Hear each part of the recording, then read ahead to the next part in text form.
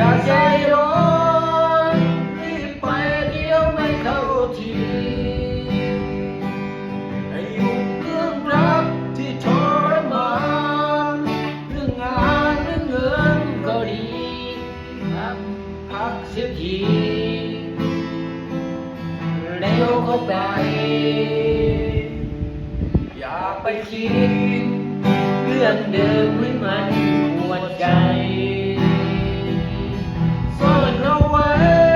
ไม่ให้ใครเห็นความพ่ายแพ้เก็บไว้ลึกลงข้างในหัวใจที่อ่อนแอเพียงแค่รอยยิ้มของนักสู้ฉันก็เคยเสียใจไม่น้อยกว่าเธอฉันก็เจอเรื่องราวร้ายๆเข้ามาทุกทีฉันก็ทำให้เป็นเหมือนตั้งนานเป็นความยอมพ่ายแพ้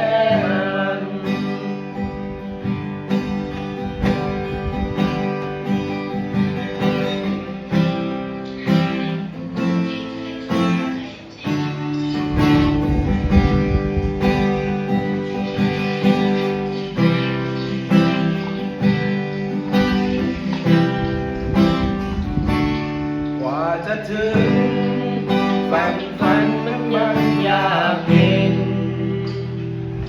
ทำเงี้ยเดินฉันเดินเข้ามาได้ง่ายหยุดกับเธอที่ฉันยืนคำคืนทุกทนกับตาผู้ชาย